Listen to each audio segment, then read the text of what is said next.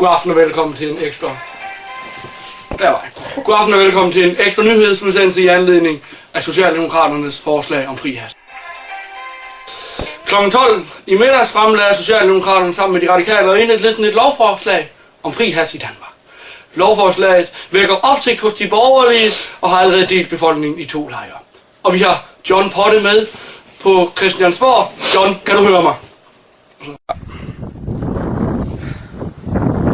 Ja, goddag. Mit navn er John Potte, og her står jeg med Lolly Drug, Socialdemokraternes ordfører på dette emne. Hvorfor har jeg foreslået fri hash?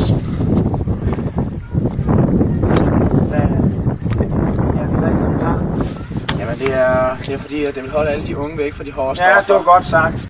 Og tilbage til dig, John Potte. Og vi siger tak til John Potte fra Christiansborg. Her tilbage i studiet har vi fået besøg af en professor.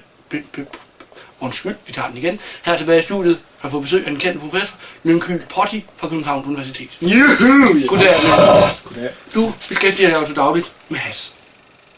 Kan du lige kort opsummere for seerne, hvad hash er? Undskyld, hvad sagde du? Jeg gentager mig selv og spørger, hvad er rusmiddelet hash? Ja, som sagt, så er det et rusmiddel. Det får dig til at føle dig rigtig godt.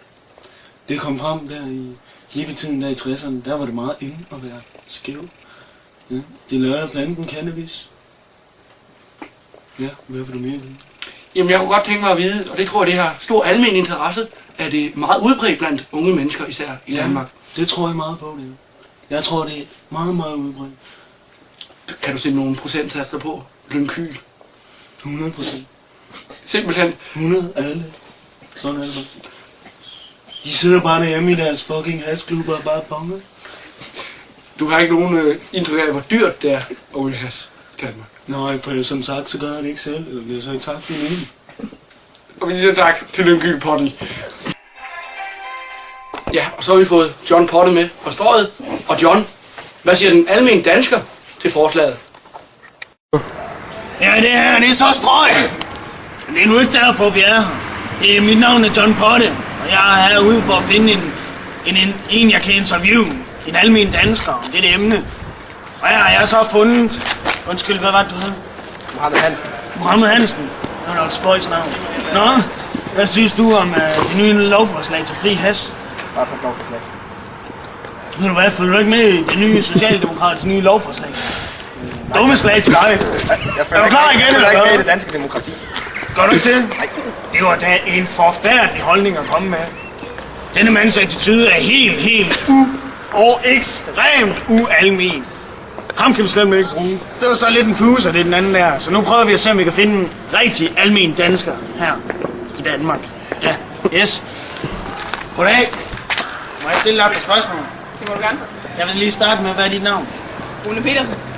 Har du nogen erfaring med stoffet hash? Ja, det har jeg. Jeg er selv eftermisbruger. Okay, det var da en spændende en, vi har fået fat i her, hva'? Ja. Hvad synes du om lovforslaget om fri hash? Jeg synes, det er helt i orden. Det er helt i orden. Har du ikke nogen problemer med det efter, du er sådan en eks-misbrug? Og en gang imellem kunne man godt lige trænge, men så tager jeg et andet stykke slik eller noget, så hjælper det. Jamen, du ryger slet ikke den fede. Nej. Det kommer du slet ikke til, når du kommer fri hash, eller hvad? Nej, det tror jeg ikke. Det tror jeg simpelthen ikke på. Jeg tror, når du kommer fri hash, så går det helt galt. Det kan godt være, at jeg ikke må sige det som reporter, men nu gør jeg det altså.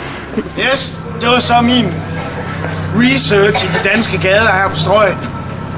Ja, tilbage til studiet.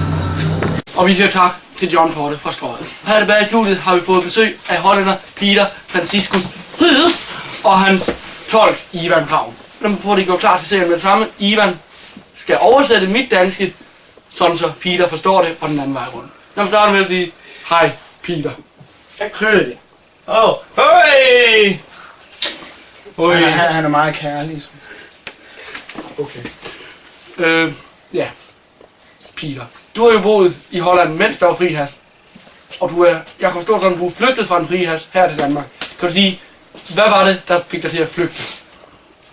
Red ud af Holland. Det tror jeg ui. Och nur Holland oder super, ja, du aber nur Amsterdam, du ist und du oder.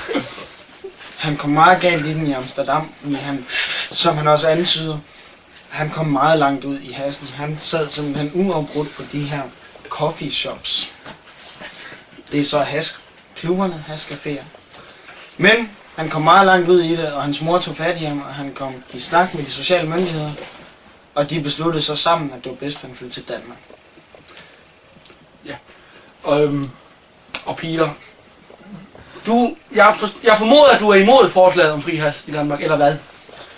Rigtig ryge flårslagen i. Next year order also alaga oder is a forslag ud nu app as ala und or det du du ala der kumhaken us aber Han siger så, at han savner hassen ufattelig meget. Men på den anden side kan han også se, at hvis der kommer fri hash her, så ryger han ud i det med det samme igen. Det her det er hans mulighed for at komme videre. Men som du kan se, er han meget medtaget af alt det her ryge. Ja, det ser jeg tydeligt. Ja. Kan du spørge ham om, hvad der var så fristende ved hashen?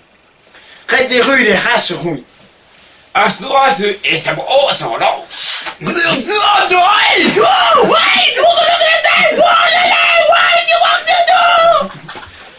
Du kan se, du kan ikke lade være med at grine om, fordi han er så medtaget, ikke også? Men han siger, simpelthen det at ryge hassen.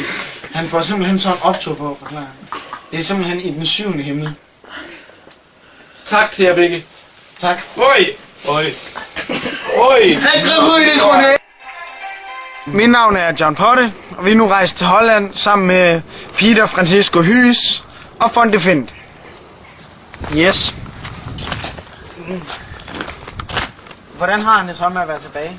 Hvordan har det i Holland? Hvordan det holder? Han siger, at det var her, han brugte meget af sin ungdom. Hvorfor?